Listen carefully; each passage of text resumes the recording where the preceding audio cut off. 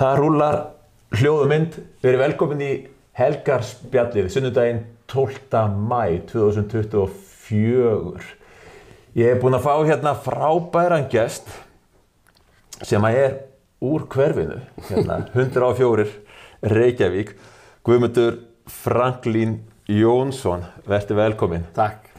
Gaman að sjá þig. Já, sömuleiðis. Alltaf gott að koma í gamla hverfi sitt og hérna maður þekkti náttúrulega fólk í öllum húsum hérna liggur við. Já, ég tók eftir því þegar þú mættir hérna og varst að spurja einhverja hérna, einhverja gamla vini og félaga. Já, þetta yndislegt. Já, ég kann þessu nöfnin. Já, þetta. Já. Þannig væri. Heyrðu, hérna hjólum aðeins í það sem ég ætla að ræða við þig sem forsetakosningar, bæði hér á landi sem og í hérna Bandaríkjunum. Já. Byrjum aðeins á þér, því að þú hefur sjálfur farið í forsetakosningar. Já. Og þú gerir það árið 2020. Já. Sælla minninga og náðið bara þrælgóðum árum. Já. 7,6%. Já, 7,8 held ég. Já, einmitt. En hérna, já, það var þannig að COVID var náttúrulega í algleymingi á þessum tíma og ég náttúrulega búinn að vera bústur erlendis meira minna allt mitt líf sem sagt frá tvítugsaldri og fylgist náttúrulega vel með hvað gerast þetta heima og svona, þú veist,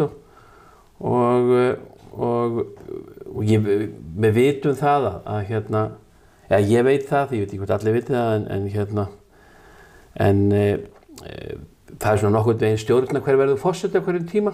Já. Og það mjög, sem sagt, og iðulega það Framsóknarflokkurinn sem hefur töklunar haldirnar í því, sko, hver vinnur. Já, það? Já, þeir eru sko 10 sinnum klárari en Sjálfstæðisflokkurinn í öllum þessum málum og langt á undan Sjálfstæðisflokkurinn. Já, þeir heyja góða kosningabaróttur. Já, þeir kunna þetta allt. Þeir eru sko ljósara undan Sjálfstæðisflokknum í öllum þessum málum. Bara eins og í síðustu borgarstjórnarkosningum þegar þeir bara tóku hérna Einar Þorsteinsson. Já. Gerðu hann að borgarstjóra. Það var náttúrulega stór sigur. Já, heldur betur. Alveg rosalega. Já, þeir kunna þetta. Já. En þeir hafa oft farið, þú veist, langt niður og fólk talar það að nú bara Framsókn bara búin að vera. Já. Þeir eru með lykilmenn alls þar í kerfinu og þeir spila þetta bara fingurum fram og þeir fara upp og niður. En þeir hafa iðulega ráðið í hver forseti á Íslandi og hérna náttúrulega eins og veist að Ólafur Ragnar Grímsson, hann náttúrulega var í Framsóknarflokknum og þó hann hafi verið í Alþýðubandalaginu síðar, að það var náttúrulega innstu beinið hann að Framsóknarmaður. Byrjaði hann þar? Hann var bara, ég held að hann byrjaði í sko Sjálfstæðisflokknum og fór yfir í Framsóknar, sko. En ég meina hann Möðruvallarhreyfingunni og það lesi bók sem heitir Möðruvallarhreyfingin og þar saga hans skráð. Og hann náttúrulega var forseti sér lengst af á hérna þessu. Lengst af. Í boði Framsóknar? Já, ég myndi segja það, sko. Ég myndi segja það. En Framsókn bara með höfuð og herðar yfir í þessum kosningamálum, sko, og hafa alltaf verið. Og svo getur í rauninni, sko, þegar við tölum fjórflokkinn, að það eru þessi 4 flokkar, það eru hérna Samfylkingin, Framsókn, Sjálfstæðisflokkurinn og Vinstri-grænir. Þetta náttúrulega sami flokkurinn í rauninni. Þetta fólk vinnur saman, borðar saman, fer í frí saman, eru í útlöndum saman, þú veist, eru leikhúsum saman og þú veist, þau eru alltaf saman, þannig að þetta alltaf vinir og þó þau séu með eitthvað svona leikaraskap út af við að þau séu okkur móti hvort öðru og eitthvað svona, þá er það bara leikur en ekki alvara, sko. Standa saman í raun? Já, heldur betur, já. Og svo getur líka bara verið gott að standa saman. Þannig að það er fjórflokkurinn sem ákveður hver verður forseti Íslands í rauninni. Og RÚV? Já, það er fjórflokkurinn alltaf stjórnarRÚV, það er þeirra málpípa. Og svo náttúrulega út af því að sjálfstæðir fjölmiðlar hafa verið að kvarta yfir því hvað er mikið tap og sérstaklega kvarta yfir því að þessi stóru fyrirtæki eins og Google og hérna Facebook og YouTube og allir þessi gaurar, sko, þeir borga ekki en það verið söka skatt hérna heima af auglýsingum og svona. Og það er náttúrulega mjög sanngjörn samkeppni og bara mjög ójöfn, réttara sagt, samkeppni og þannig að eina leiðinni var í rauninni bara að láta hafa pening, þessa frjálsu fjölmiðla. Núna eru allir fjölmiðlar sem þykist vera frjáls að spenna ríkisins, þannig að þú getur eftir ímyndaðir þegar það kemur eitthvað upp að þá náttúrulega gerur þau bara eins og þeir sagt. Það verður lítið gagnrýna, það verður erfitt að gagnrýna þann sem að fóða þig. Ég bara þaggað. Það aðalega, sko þöggunin hættulegust, hún mesta lygin. Að þagga, segja ekki frá einhverju. Vegna þess að síðan hittkerfið passar upp á engin viti, skilur það. Ef þú passar upp að engin viti það sem er að ræða og afbrotin eða spillinguna að þá alltaf lagi vegna þess að hittkerfið sér að ganga frá viðkomandi hvernig sem þið fara að því sko. Eða málinu sko. Þannig að þetta alveg rosalega rotið en þetta kerfi sem við erum með og við erum búin að vera með í mörg ár og alveg bara, frá, þú veist, áratugi. En virðist virka einhverju leyti? Já, það virðist virka, það sagt að það virki, þannig að þú ræðst það í blöðunum að virki, þeir segja að það virki, en virkar það? Þannig að ekki kerfi fullkomið? Nei, 50% af öllum Íslendingum fara ekki á kjörstað. Nei. Og það bara, ef helmingurinn í lýðræðisþjóðfélagi fyrir ekki á kjörstað, vegna þess að hann er búinn að gefast upp, hann tekur ekki þátt í þessari vitleysu og þá náttúrulega eitthvað að. Í lýðræðisþjóðfélagi finnst mér að við ættum að vera með 90% kjörsókn en hér ekki nema 50% kjörsókn til þessum forsetakosningum, rétt rúmlega kannski 50. Já, ég held að ég hafi lesið það bara áðan að þegar þú og Guðni fóru fram árið 2020 þá var 66%. Nei, var það svo mikið? Já, það stóð á Wikipedia. Það eru 150.000 sko, já, það eru 150.000 sem kusu held í kosningunum. Já, 40, já. En allavega, en hvernig að fara, bjóða sér fram, það bara sjálfstæði, þetta erfitt. Já, en sko, ég var með hótel í Danmörku á þessum tíma og ég þurfti að loka því út af COVID. Og ég hefði bara ekkert að gera og það var ekkert í kortunum að það var að fara að opna vegna þess að það byggust menn við jafnvel að þessi veira væri í gangi í einhver ár, 2-3 ár eða eins vissi enginn neitt sko. Og þannig að ég bara kom heim og og ég sá hvað ég stemdi að menn ætluðu ekkert að bjóða sig, það átti ekkert að bjóða sig fram gegn Guðna. Það bara var, veggurinn var risinn og það var haft, sko, það var verið að hafa í hótinu við menn og fólk var að leita hófana og það var bara að nei, ekki fara Guðni, verður bara áfram og bla bla bla og allt með það og mér fannst þetta bara svo bjánalegt, sko, að þetta væri lýðræði sem við erum að bjóða þjóðin upp á. En þjóðin bara alltaf boðið upp á það sem þessum valdaklíkum dettur í hug. Og þjóðin bara gerir eins og þeim sagt án þess að vita að þessi virkilega að gera það, skilur. Þetta bara bundið val einhvern veginn. Já, og þarna náttúrulega voru menn fengnir til þess að bara hreinlega ráðast á mig og gera þú veist, alls konar og það var, þú veist, haft samband við einhverja fólk sem ég var að vinna með fyrir 30-40 árum mín og það var bara fyndið, skilur. En þeir sem að gera svona, þeir fara venjulegast í svona vitandi það að það ekkert hægt að krafsa í það, skilur. Þeir eru heiðarlegir að upplægi og að gera þetta út af hugsjón. Og ég var að gera þetta út af vissri hugsjón að halda lýðræðinu gangandi í landinu og ekki vera með þetta embætti og færibandi sem ég finnst alveg fáránlegt. Akkur á fólk ekki geta fengið að kjósa það hvernig hann Guðni hafði staðið sig að forsetinn, sko. Auðvitað á að vera kostningar bara. Sjálfsögðu. Já, enda líka hlýtur hann að hafa liðið betur með að hafa hann mikla fjölda baka sig í kosningunum númer 2. 90% og eitthvað, 90 eitthvað, þú veist. Þannig að þá hann virkilega kosinn og kjörinn fulltrúi þjóðarinnar af 90%. Og hann á bara þess að þakka mig fyrir það drengurinn, skilur. Það bara flott. Og þannig að honum átti að líða vel. En að því hann settur hann inn af elítunni og kannski var aldrei sáttur við að vera forseti og með allavega hvernig hann hegðaði þessi drengurinn og hvað hann að gera þarna og þá leið honum kannski aldrei vel í sínu eigin skinni sem forseti. Þetta kannski átti ekkert við hann. Og enda líka, þú veist, var hann látinn víkja, hún var bara sagt að fara, þú veist, ég held að stjórnvöld hafi ekkert viljað hafa, sko, hann áfram, þú veist, þeir sem hann ráða. Og það ég held að sé alveg... Stopp með þess það, tilur það síðan? Ég hef bara sterka tilfinningu fyrir því, og menn getur bara dæmt hana ekki, að hann var ekkert sáttur við að fara. Og hann stillir upp mynd af langömmu, Katrínar Jakobsdóttur við hliðina á sig þegar hann með þessa reiðu ræðu að hann ætlaði að sé hætta. Og ég held að það hafi verið bara, hann hefði látið vita síðastliðið haust að það væri farið gegn honum og hann fengi ekki verið áfram forseti. Því að klíkan, hún stjórnar því hverju verður forseti. Það er þessi fjórflokksklíka sem að hérna er einhver staðar í hérna bak við okkur. Já. Og hérna sko þú sér það best á því þegar var stofnuð áskoruna síða á Guðna að halda áfram sem forseti, bjóða sig fram, hætta við sko. Já. Að það, hvað skrifuðu margir undir? Hefur það verið talað um það einhvers staðar? Nei. Ég held að það hefur verið 700 manns sem að hann náði sem sagt meðmælendum. Já, ekki meira. Já, ekki meira sko. Það var 700 manns sem ekki geta bara fletti upp, það er þarna. Okay. En af hverju ætti fjórflokkurinn að vilja þá losna við Guðna og fá að því hann er bara, hann er á riski að hafa hann. Hann hagar sér ekki svo forseti sko. Og hérna, þetta er ekkert sniðugt að vera með svona eitthvað skúispil á Bessastöðum skilur eins og hann er búinn að vera að gera skilur. Og hérna trúðaskapur, þetta sko, sjáðu bara hverjir fara í framboð hérna núna. Já, það voru ekki 80 manns, það reynda bara 12 sinna á 1500, en það voru 80 og þá voru 60 búinir að hætta við. Þannig að það telja sig auðvitað mjög margir geta orðið forseti Íslands eða þeir bara horfa á hvernig hann hagaði sér. Þá telja, þú veist, þarna ertum bara með þverskurða þjóðfélaginu sem ég hægði, hann bara Guðni, fyrst að Guðni gæti þá getið þetta. Og já, ok, flott. Og þarna er lýðræðisveislan komin. Það er ekkert mál að vera forseti.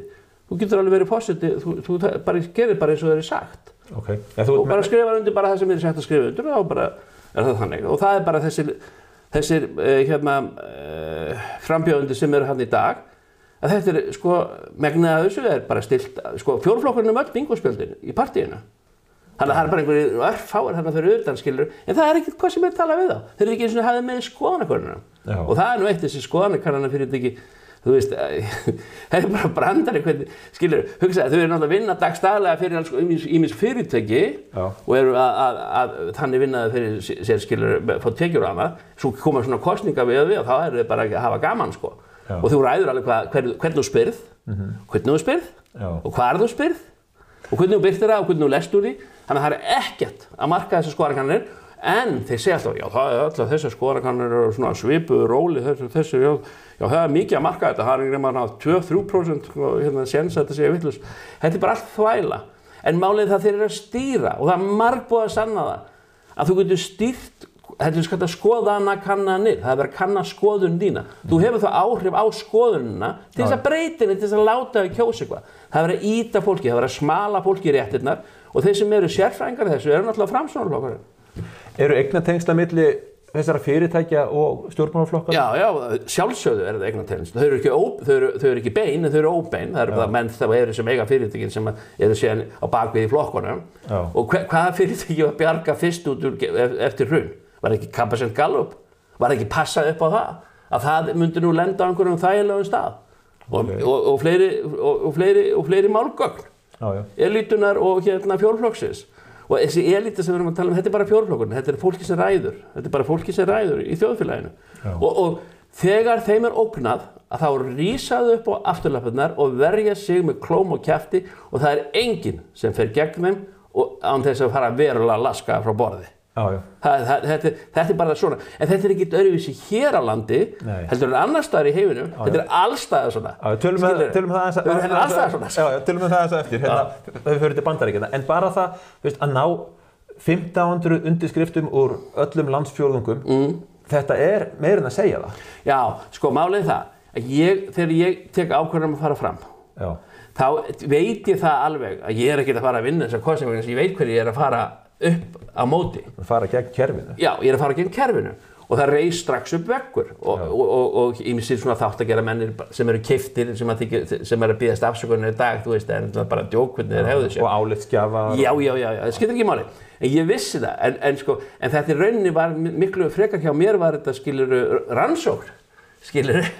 Rannsókn á því, sko, hvað gerist og hvernig það gerist og hverjir taka þátt. Og hvar er allt system? Hvar eru beinagrindirnar faldar hjá þessu fólki, skilurðu? Og þannig að ég hristi skápinn, skilurðu, og fann út hvar allt systemið er geymt. Og ég vissi náttúrulega svolítið mikið hvar það er geymt og veit hvar það er geymt. Þannig að núna, og þegar með það sem ég gerði, þá hristi ég skápinn og það kom ýmislegt til ljós. Sem að sannaði kenninguna mína sem ég hef bara fyrir sjálf mig, skilurðu. Þannig að þetta er bara, þannig er það bara, og þegar, sko, þetta er svolítið sniðugt. þegar þú ert að safna, þetta sem sagt, ég var ekkert stressaður að ná þess ekki, skilurðu. Þetta var náttúrulega COVID og tímið og þú veist, þú þurftir að vera með spritt til þess að hreinsa pennan ef einhver skrifaði og það var ekki komin að rafrænar undirskriftar safnaðir þá? Býtu, ekki byrjunina.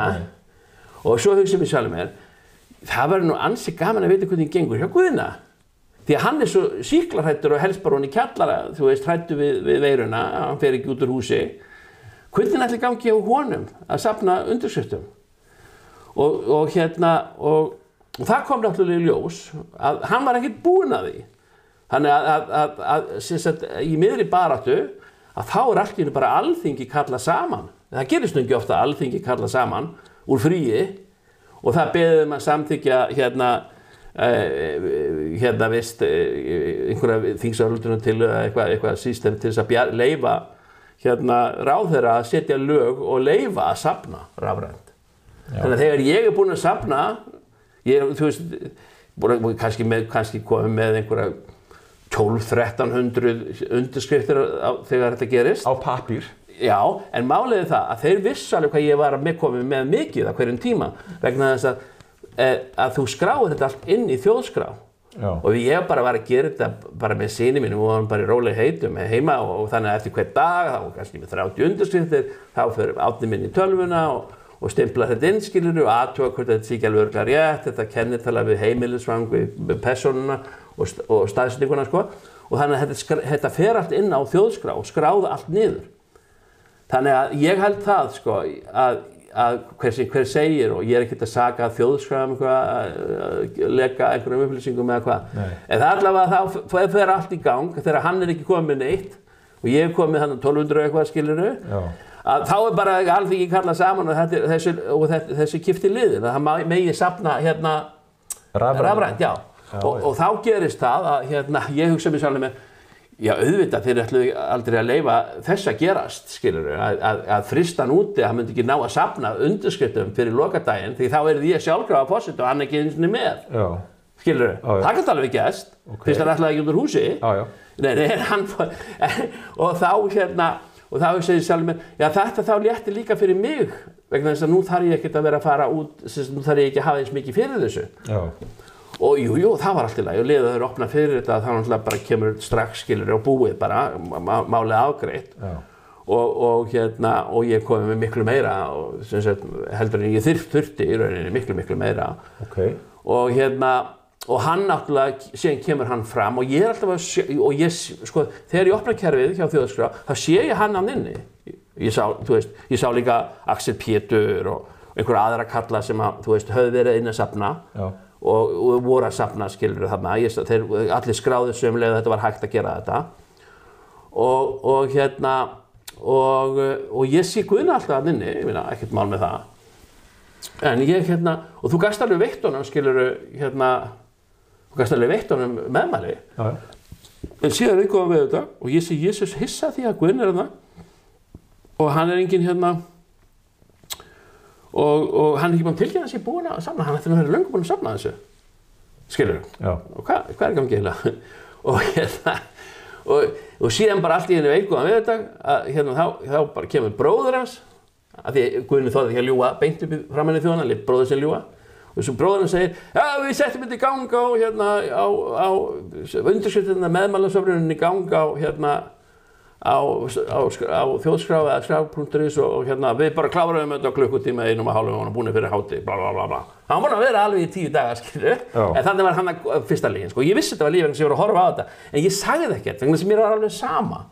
Ég var bara, þá staðfastir í minni trú að maðurinn væri vonlaus.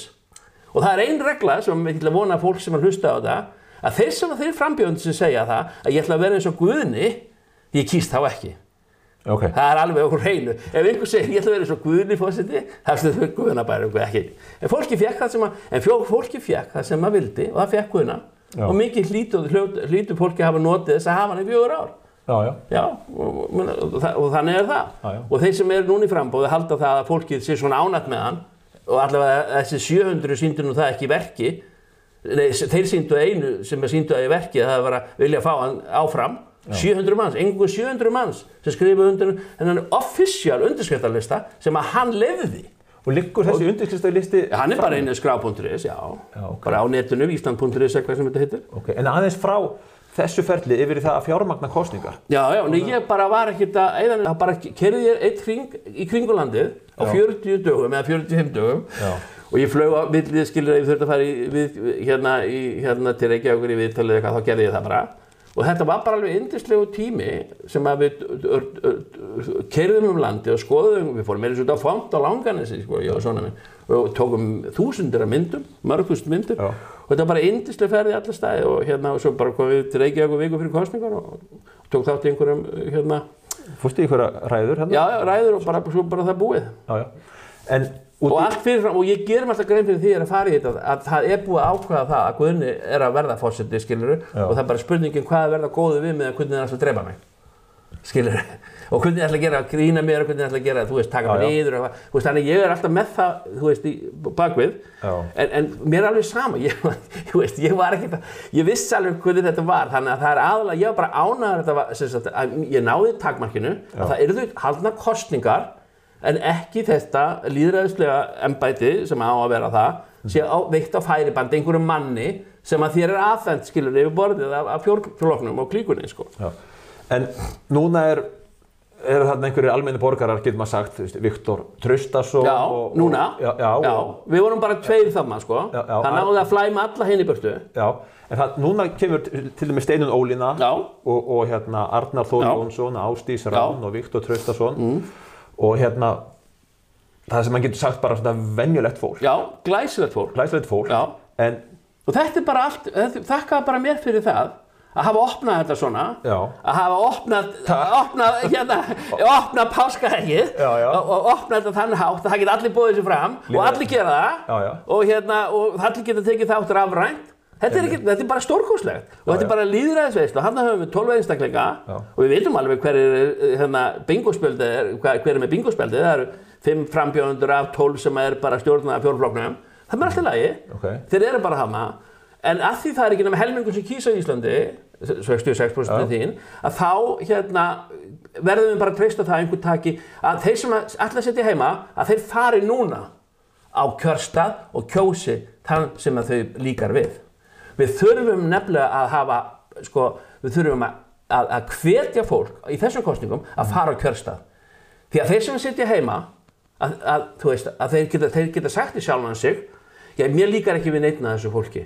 Já, þeir geta gert það, ég ætla að sitja heima. En með því að sitja heima, þá eru þeir náttúrulega að gefa atkvæði sér til einhvers annars í rauninni. Þannig að fólk á að mæta, það á að taka þátt í þessum lýðræðislegu kosningum. Ég fór sjálfur í framboð til að tryggja að væri lýðræðislega kosningar af 4 ára fresti og það skiptir við miklu máli.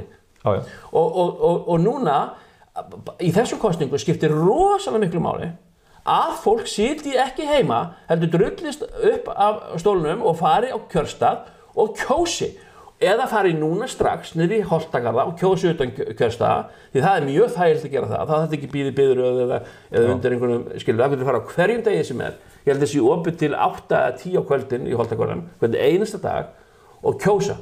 Við verðum að taka þátt í þessu lýðræðisferli hérna í Íslandi og kjósa.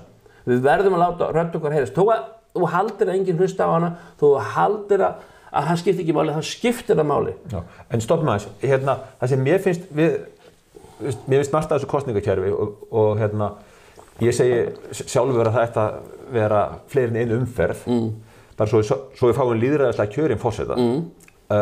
Annað, að það er ekki í rauninni fyrir en, held ég, 2. maí sem að kjörseðlinn verður klár, það er hvaða frambjóðendur verða á seðlinum. En það er rosalega skammu tími, mánuður, þú veist, frá því að, býta aðeins, frá því að allir eru komnir að borðinu og þangað til að er kosið. Og ég segi, þetta ætti að vera, þú veist, allavega bara ljóst áramót, eða kosið 1. júní. Já, og þetta var núna ljóst áramót. Já, það var ekki formlega. Nei, hann segist ég ætla ekki að fara í frambáð. Já, það var ljóst að hann en hann var samt sem aðra að hugsanlega breyta skoðun. Þannig að fólk vissi ekki, gæti ekki alveg treyst orðum hans eins og venjulega. En vissum það hann ætlaði að hætta. Ef hann ætlaði að hætta, við tökum hann orðið hans, sem erfitt, en við gerðum það, að þá fara ýmsir á stað. Og eins og Halla Tómasar og Arnar var nú skömmu seinna og svona nokkrir. Jóngnar og... Já, allt þetta. Fínt og við þekkjum þau, skilur, og Arnar búinn að vera mjög, búinn að vera með mikið að greinum í Morgunblaðinu í mörg ár, skilur, og sagði að þessi dómar búinn að vera í pólitík og allt það. Þannig við vitum hverju þetta fólk en við vissum ekki alveg við vitum hver Ásdís Rán vegna þess að við séum myndir af henni, en við vissum ekki til dæmis hver Viktor við vitum hver Ástór þú veist. En það fólk veit til dæmis ekki Arnar Þór Jónsson, ég tala við bara, ég fyrir Sund á hverjum degi og ég tala við kollega mína sem eru kennarar og þeir hafa sagt bara, Arnar Þór, hver það? Já, það vegna þess að fólk En mánuði fyrir kosningar, þú nærði ekki að fara inn í undirvitund fólks. Rétt. Vegna þess að það ekki það margir afsöndar á Morgunblaðinu, fyrir að fyrsta. Og það er hans space sem hann að ræða, hann náttúrulega Facebook, en Facebook bara búblur. Þannig að það bara viniðinni sem að sjá hvað það átt að gera. Það sér enginn annar hvað það átt að gera, skilur. Þannig að þessi, þú veist, fólk alltaf að rífast í sjálft sig í rauninni og lítur bara í spegil og bergmálshellir. Og kannski stærsti hluti kjósenda horfir á Ríkisútvarpið. Og það talar ekki við... Nei, akkurat, nákvæmlega. Þarna þið stjórnað, þú ert með þetta bara. Það sér það hvernig þessi stjórnað. Þannig að það bara þeir sem fá að vera í RÚV, skilur, sem að ráða þessu. Og annað, að síðan koma kannanirnar og þeim bara stilt upp hlið við hlið. Já, allar kannanir eru sammála þetta, bla bla bla. Málið það að við í rauninni, við vitum að Íslendingar eru rosalega svona mikil hópdýr. Þeir gera allir, þú veist, að kaupa allir þetta ef þetta vinsælt og það fara allir þangað í frí, þú veist, við förum til Tenerife, við kaupum öll þennan bíl ef hann vinsællega, við kaupum öll fótanuttstæki, hvað sem SodaStream, Milletúlpu. Já. Þannig að við erum mjög áhrifagjörn Íslendingar, við erum það, af því við viljum ekki vera öðruvísi hinn aðilinn, við erum svona lítið þjóð, og þess vegna er ekkert óeðlilegt að fólk hlusta hvað allir hinn alltaf að gera. Þannig að það er svo auðvelt að hafa áhrif á Íslandi og þá gera það með könnunum. Það er tólið og það er tækið sem þeir hafa. Og það er virkilega merkilegt tól. Og þess vegna, ef við ætlum að laga þetta, þá náttúrulega ættum við að breyta reglunum að banna skoðanakannanir einhvern tíma fyrir kosningar, til dæmis bara í mánuð. Og það er gert í sömu löndum að það er bannaðar skoðanamyndandi, skilurðu, kannanir. Þú getur gert könnun sjálfur að hvernig þið gengur meðal kjósendaðina, en blöðin getur ekki birta til þess að hafa áhrif á kjósendur. Og þetta er það sem þarf að gera í þjóðfélaginu og líka fyrir alþingiskosninga. En ég meina, þú veist, hver er ég ekki ræði í einu. En svo koma einhverjir svona álitsgjafar, þú veist, Ólafur Þ. Harðarson, Eiríkur Bergmann og þeir bara eru núna að stilla upp, þetta verður tveggja hesta kapplaup og þetta verður tveggja... Þeir eru undirbúað þig fyrir það sem þeir ætla að gera og þeir eru bara framlenging af kerfinu, af valdinu, af valdastrúktunum. Þeir eru bara málpípur þeirra. Þannig að það verður að segja þér, svona verður þetta, svona á þetta að vera og þetta ætlum við að bjóða ykkur upp á og það verða þarna tveir í restina, sem sagt Hallar Hund og Katrín Jakobsdóttir og þær koma til með að keppa með þetta. Þarna ertu með fjóruflokkin á báðum stöðum. Það skiptir ekki máli hver vinnur því að þeir vinna valdið er búið að vinna. Og svo getur þú farið aðeins neðar í kurvuna og þar ertu með fleiri aðila. Þannig að þeir eru með 5 bingospjöl núna og það skiptir ekki máli hver að þeir vinnur því þeir eru alltaf með vinnurinn. En svo segir fólk núna, mér heyrast að fólki að það ætla að kjósa svona gegn þeim sem er líklegast. Það er bara bull. Er það sjálfsögðu. Fólk að fara, ef það tveggja Það er alltaf að vera að búa til eitthvað til þess að hræra í hausnum að til þess að láta það að fara að gera eitthvað. Kjóstu bara þeim sem þér líst best á. Það er bara einfaldlega þannig. Og segja alltaf, hún stóð sig ekki nógu vel í þessum kappræðum, þetta er bara þvæla. Þetta er allt tilbúningur, það er verið að búa til, það er verið að konstrukta fyrir fram að þig, það er verið að búa til fyrir fram að þig. Þú veist, þú mátt ekki láta hafa áhrif á þig. Þú verður að hugsa bara sjálfur hvað þú ert að gera, hver þú ert, hvaða manneskju vilt fá sem forseta á Bessastöði og þú kýst hana. Og sko, það getur verið að þú sért ekki búin að ákveða þig og mikið af þessum mönnum sem voru með í Sundi sem veit ekki hver Arnar Þór er, ég vorkenni þenni bara, eða kannski bara öfunda ég þá fyrir að vera ekki að lesa Morgunblaðið, skilurðu, það er eftir í kundi og lítur á málið, en sko, en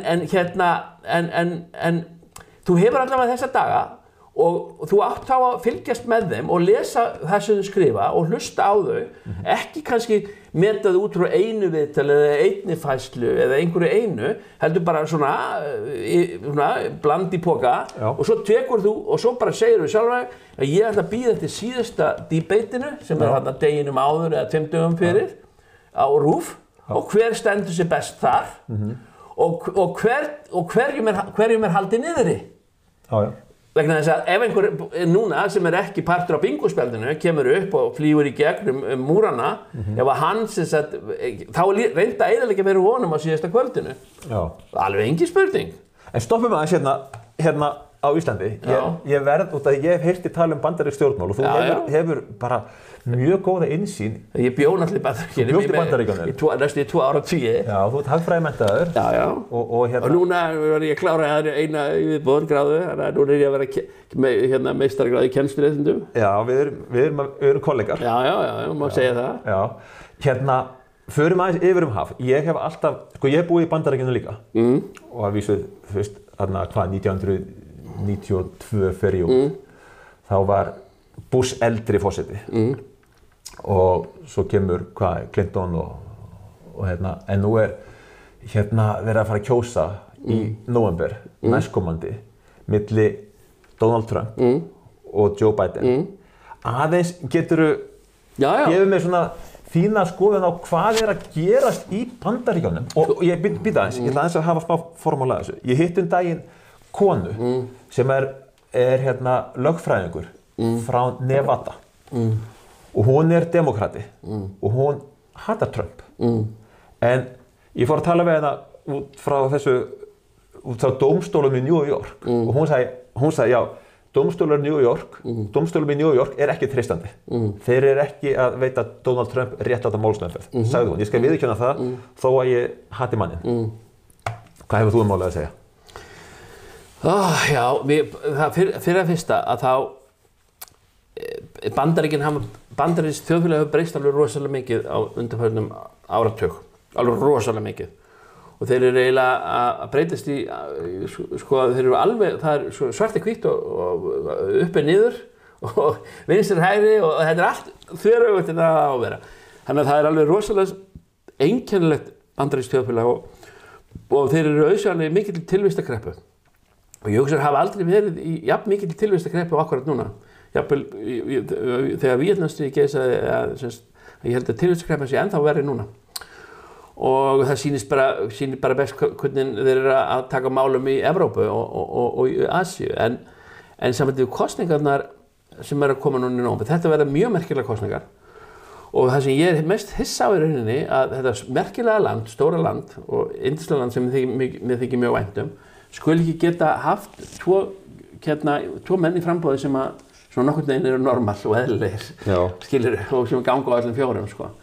En því miður þá verðist það ekki vera hægt og þá spyr maður sig þarf að vera með þannig mann, þarf að vera með mann ungan traustan, velgerðan, heiðarlegan, velmenntaðan mann eða konu sem forseta, þú veist, er ekki kannski bara betra að hafa einhverja svona fígúru vegna þess að þeir stjórnar náttúrulega einhver sjálfur. Þetta er náttúrulega allt fólki á bakvið, stjórnar og kerfið, þú veist, og kerfið þúsundir manna og eins og við bara vitum hér, þú veist, hér sérðu ekki kerfið sem er að stjórna, og þessi menn sem er ákveð hverju verið fósitt, þú sérðu aldrei, veist, kemur aldrei til að vita hverju þeir eru, skilur á Íslandi. En það er samskonar kerfið þarna út? Alveg nákvæmlega, menn er bara miklu stærra og flóknara og fullkomnara. Já, og tveir flokkar, hérna eru kannski 4. Já, það eru bara 2 og hérna þannig að Biden er náttúrulega, þú veist, þetta segir mér Biden, viti hvað hann er að gera? Nei, það er bara, þú veist, alls ekki. Hann lítur ekki þannig út. Nei, hann bara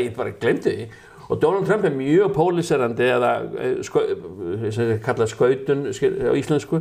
Hann er mjög póliserandi, stjórnmálamaður. Og ég veit ekki hvort að heimurinn sé eitthvað betri með að hafa hann við stjórnvölinn, skilur. Ég meina, akkur að vera alltaf að hafa allt brjálað og gera alltaf brjálað. Akkur geta þeir ekki bara að elska friðinn, skilur. Og þá segir einhver, já. Þú veist, hann fór nú ekkert í stríð, já, hann fór ekkert kannski í stríð, en ég minna hann fer með, embassið í Jerúsalem, sem það ekki það, bara eins og stríðshótun, skilur. Já, og ríkisstjórn Trump hélt alveg áfram að styðja við Úkraínu og hann búið að vera langur forleikur af því stríði núna. Já, en sjúklegast í bandarísku þjóðfélagi er áhrif síónista sem eru ekki semítar, þú veist að semitism og síónismi er tvennt ólíkt. Gyðingdóm og síónisma. Já, á síónisma sko. Þannig að síónistarnir, þeir virðast bara stjórna bandarískri utanríkispólitík og flestu bókana svo. Já, og hafa náð rosalegum völdum alveg frá 1970 eitthvað, þú veist, og þetta er bara peningarnir sem ráða hana. Þannig erum við að tala sem oft talað sem neocons eða neocons. Já, neocons, já.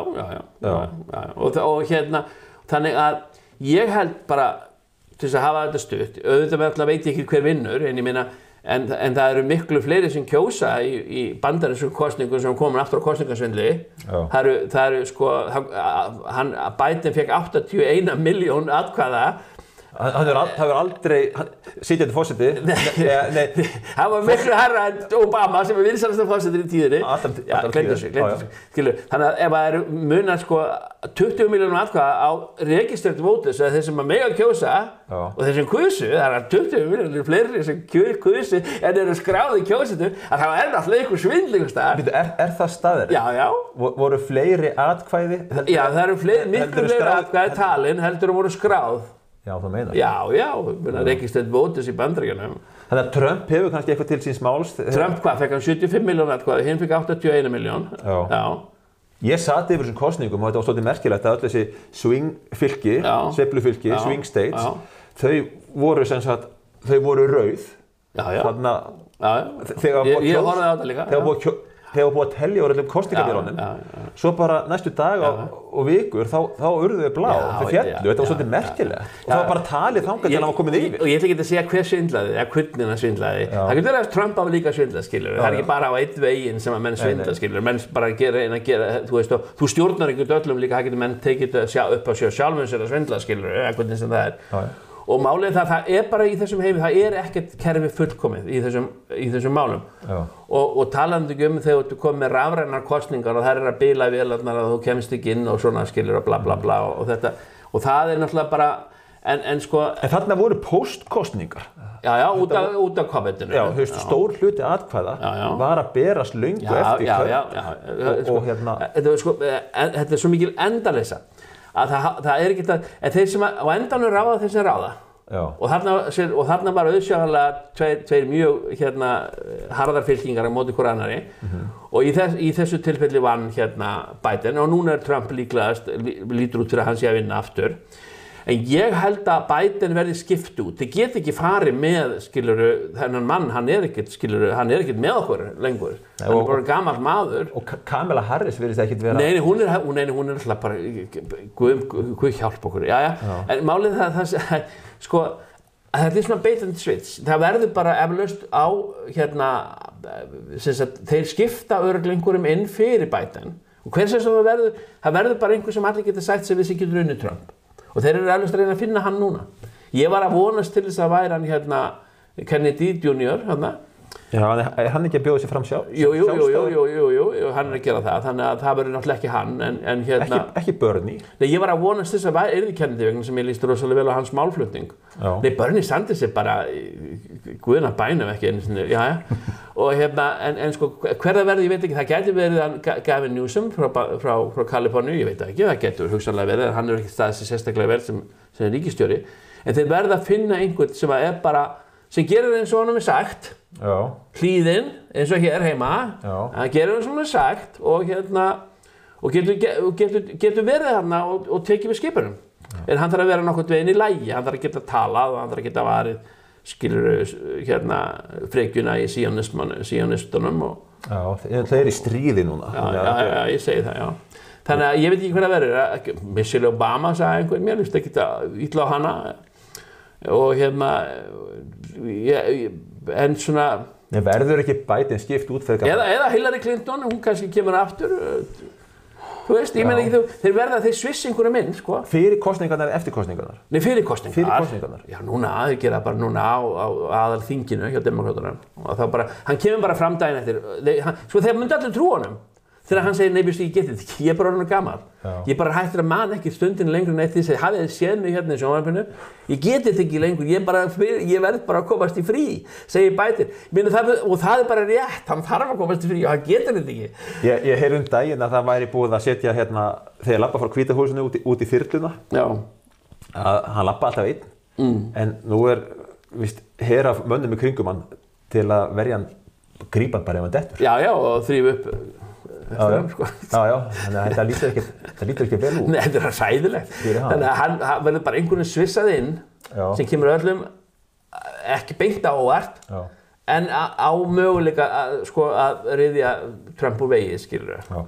Ég með þá kenningu að það mun eitthvað gerast núna á næstu mánuðum. Ekki spurning. Eins og til dæmis það gerðist COVID kom bara í aðdraganda þessar kosningar. Það sem er gerast núna í mannkynssögunni, bara frá COVID og út þetta ár, meira heldur en hefur gerst í margar aldir.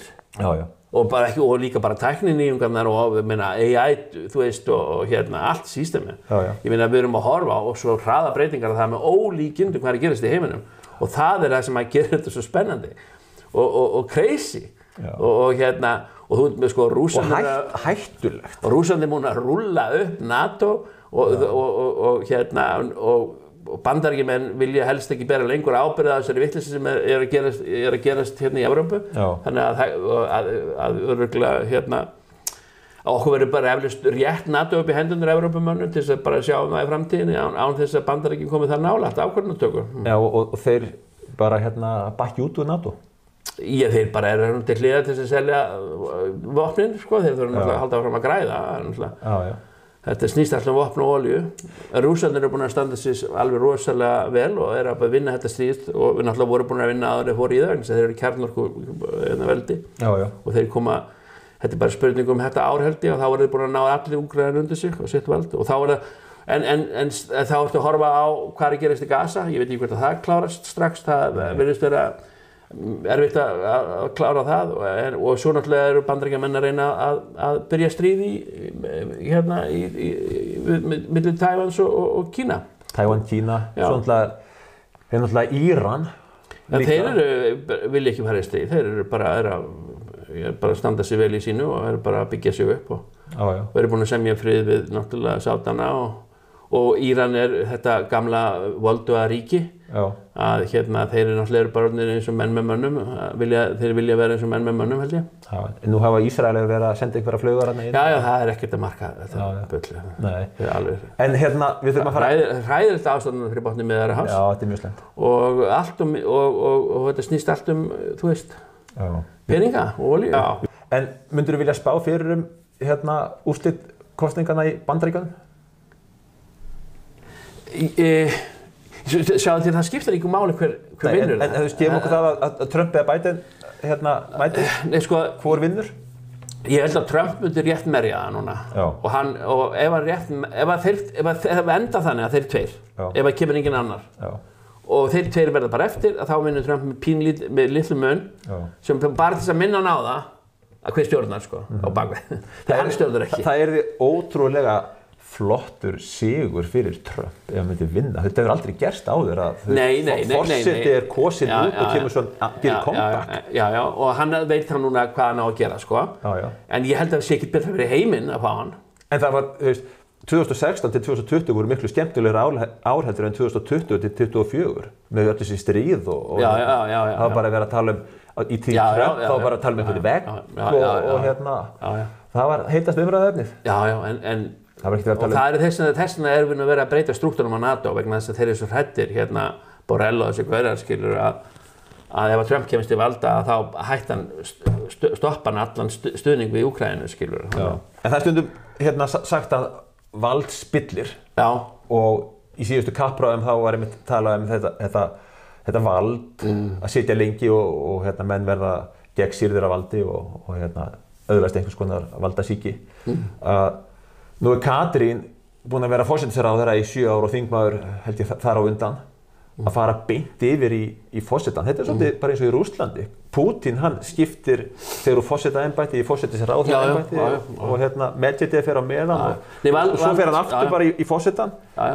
Þetta eðlilegt að... Nei, valdspillir og margur verður öðrum abi, þetta bara fyrir náttúrulega eftir persónunni En þá ekki eru ekki komið með manneskju sem að þarf að hvíla sig á valdi. Katrín búin að sitja 7 á valdamestarastóli Íslands og ætla að fara síðan eins og hún segir sitja 8 til 12 ár á Bessastöðum. En þetta það sem við viljum. Við erum bara við gerum bara okkur eins og okkur sagt. Þá erum við bara komið með Kim Jong-un einhvern Við erum bara gerum okkur eins og okkur sagt sko. Það er bara allavega ef hún myndi vinna með 96% mun, Ríkisútvarpið myndi ekki segja þessi óeðlilegt, en það er alls staðar óeðlilegt, sko ef Putin myndi vinna með 96%, þá er það bara svindl og óeðlilegt. En þú veist, bara málið það, þetta er allt þvæla. Það er ekki alltaf rússnesk kosning. Þetta er leikþáttur sem við erum að horfa á og þeir sem stjórnunum vita nákvæmlega hvernig hann endar. Það þarf ekki nema að það þarf eitthvað merkilegt að koma til þess að breytist niðurstaðan og það er fólkið sem ætlar að sitja heima. Ef það fyrir kjörstað og kýs, það breytist allt. Það rugglast allt sístemmi hjá það. Og það þýðir það að þeir fara að finna eitthvað góðan þess að fara á mótin þessum næst, sko. En viltu spá fyrir nýjan forseta 1. júní? Já, það hlýtur að vera Katrín að ákveða það. Já, ok. Eða Halla Hrund sem hjá frá Ólafi Ragnari, annarkvort þeirra. Já. Heyrðu, Guðmundur. Og vera frábært að fá þig. Já, sömuleiðis. Þannig að sömuleiðis er gott að koma eitthvað. Þannig að það verður Katrín á Bessastöðum og Trump í Hvíta húsinu. Kannski, ég bara vona ekki, hvorugt, en bara svona er þetta. En saman hvað gerist, þá mun heimurinn halda áfram, hann mun ekki breytast. Já, jörðin snýst nú samt, sko. Og sólin kemur upp. Já, og hvernig er þetta, Sic transit gloria mundi? Sem að þýddu það fyrir okkur. Það þýðir bara að heimurinn snýst nú samt. Og heimurinn snýst nú samt. Heyrðu, 1000 þakkir. Já, takk svo leiðis. Og við sendum góða kveðjur út í almættið. Já, gerum það. Takk hérlega. Já.